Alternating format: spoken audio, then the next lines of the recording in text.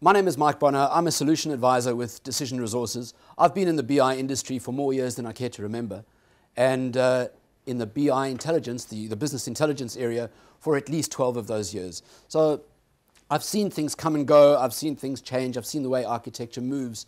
And that's why one of the things that I'd like to ask you right here today, what do you think, being IT specialists yourselves, what do you think is the biggest issue for BI users today? Anybody care to throw out some of the problems that they're having maybe in their own environment or things that they've actually seen happening? Any comments? Speed? The ability to produce a new... Anything else? Well, so far? Accurate data. Accurate data? Yeah, we're always going to see that. But the biggest thing that worries BI users today is speed. So yes, a prize to that man over there. Speed absolutely is going to be the biggest concern of anybody using business intelligence. Well, let's just think about that. It's not necessarily the speed with which you can deliver your information. It might be the speed with which you develop the application, the speed with which you actually make an application available to the end users so that they can start running their reports. But ultimately, the speed with which you can put the information in the hands of the users by one way or another, that is what is essential. You need to actually get at that speed. TDWI, the Data Warehouse Institute, in their best practices report, they queried a number of their members, and the problem that they found that would eventually drive their users to replace their data warehouse platform was poor query response.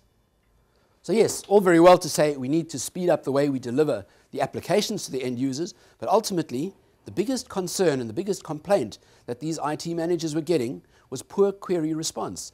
In other words, a user enters a query into the environment, into the application, and it takes ages for the answer to be returned to them. When we say ages, maybe not talking 10 minutes, 15 minutes, it might just be a matter of 2-3 minutes.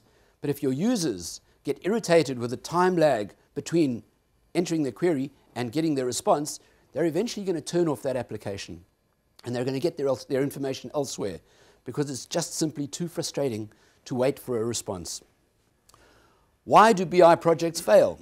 In the BI survey number 9, 16% of respondents said that their projects failed because query performance was too slow. So once again, do everything right.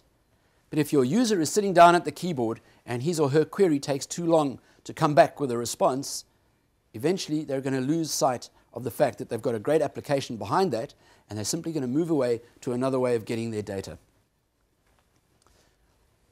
Query performance too slow and user scalability were the two biggest performance problems. The rest was certainly hardware, architectural, and so on. So what we need to be able to do is leverage the architecture that we have in order to minimize the time taken for end users to get their data. Everyone's familiar with Ralph Kimball if you're into data warehousing.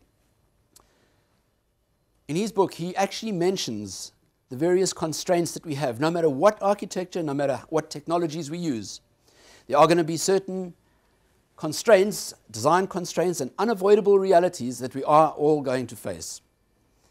The top one is speed. As always, speed is going to be uppermost in your end users' minds. Give them speed and they'll be happy with your application. Implementation costs. Yes, we can provide speed if we spend an enormous amount of money on hardware. Well, not every organization can buy a massive supercomputer simply to do their business intelligence reporting. So we need to balance the need for speed with the need to spend responsibly on the hardware that's going to deliver that speed. Hardware and software costs can blow out very easily.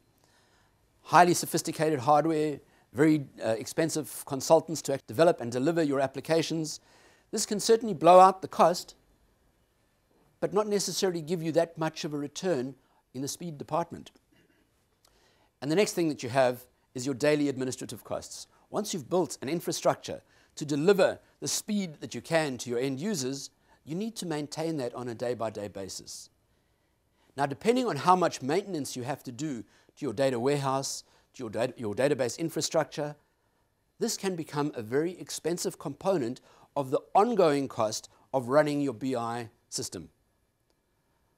So once again, looking forward, we need to try and narrow down and focus on the ongoing costs, because your ultimate return on investment is going to come from the day-to-day expenses going forward, not what you spend on your hardware and your software today, right? But how long and how much it's going to cost you to maintain that environment over time. So these are the unavoidable realities. What can we do to mitigate some of them? As I said, I've been in the BI industry a long time, and I've actually seen things happen from day one. When I started out, people were really happy to get their reports out of their operational systems. And that was all they needed, because just to have an operational system was pretty good, right? So at least they were able to do their jobs, they'd get their reports, and they'd move on. As time went on, more and more operational systems became turned on in the organization, and people needed to consolidate information from multiple applications. That's where the concept of data warehousing came in. And we started to build large data warehouses to copy in the data from all of these operational systems so that users could report over it. Well, straight away, what started to happen is they were very happy about the fact that they could now report off consolidated data sources, so the data volume started to grow. We then needed to look at the way we designed those databases to deliver the reports to the end users much more efficiently. Hence, we started looking at star schemas. We started looking at cube technology and so on. Cognos was one of the forefront designers of cubes, and they came out with an outstanding design, which is to this day very, very efficient, right? And went a long way to mitigating the problems that people had in consolidating their data and delivering it to the end users in a manner in which they could slice and dice that data quickly and move around the vast amounts of data that they had. But as we move on, we see that data volumes are increasing exponentially. And if you look at it now, I've got more capacity in my phone, in my mobile phone, than in the computers that some companies used to run their entire network 10 or 15 years ago.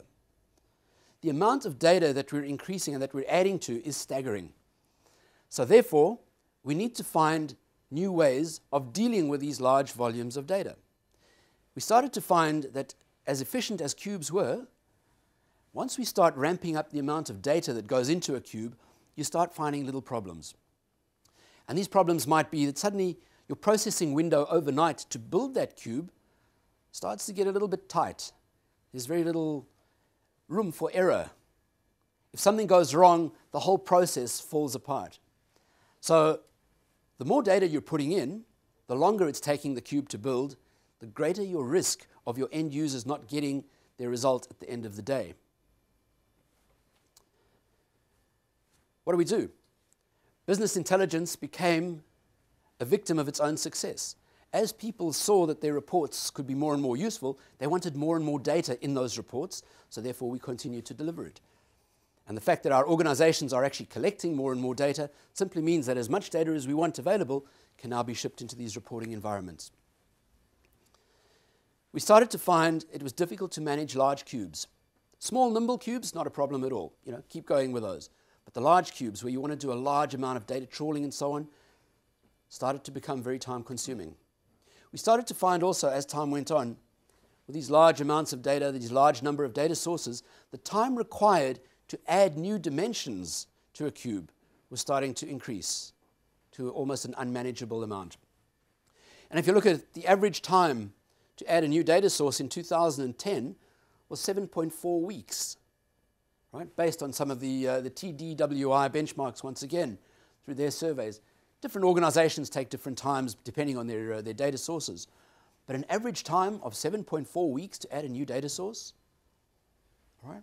We need to be able to increase that or to improve on that. Well, what if we didn't use cube technology? What if we went to relational technology? Straightforward relational technology also has its problems, specifically that ad hoc queries are too slow. It takes time to manage that infrastructure in terms of indexing and aggregations, right? These are expensive. They cost your database administrators a lot of time, energy, and money to keep that environment ticking over smoothly. And in fact, once again, TDWI found that 25% of the time for the average BIDW team was allocated to maintenance and change management. 25% allocated to maintenance. That's an enormous number. Just think if we could reduce significantly the amount of time that your BAs spend maintaining the underlying databases, right? How much of that time would they then be able to put towards more productive projects, such as delivering new data structures for reporting purposes and so on. So there's an enormous opportunity here for us to start looking at something that accelerates the way that we look after our data. Cognos themselves recognized a few years back with the advent of Cognos 8 that cubes were not going to be enough. They needed to build more technology around the dimensionally modeled relationship data sources. Specifically, the volumes of data were going to crowd the cubes. Cognos recognized this, and they certainly started to build a lot more NAS into the product to deal with DMRs, dimensionally modeled relationship databases.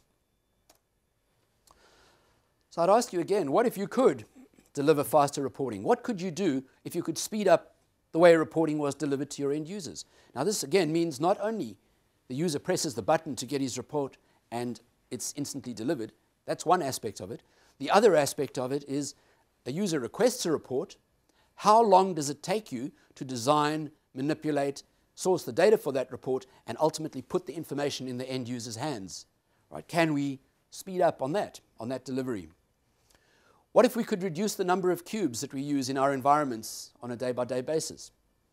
You're currently building your cubes overnight. Well, if you only have to build 3 or 4 cubes instead of 10 or 12 cubes to manage or to service your end users' reporting requirements, what does that do for your overnight processing? It reduces the amount of time that you need to be spending doing that processing and that building, and it certainly reduces the risk of something going wrong during a process that is going to build all of these cubes for you.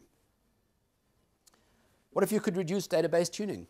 What if your database administrators didn't have to sit there building and analyzing aggregate tables and making sure that the indexes were all 100% all of the time, just in case an end user runs a query that calls on that particular combination of facts? So what if we could minimize all of this maintenance, if we could minimize all of this processing, and if we could, doing all of that, still manage to put the information in the hands of the end user quicker than we ever did before? In order to do this, we need to go to a slightly new way of doing things as far as the database is concerned. So with that, I'm going to actually show you an example of how we would look at that.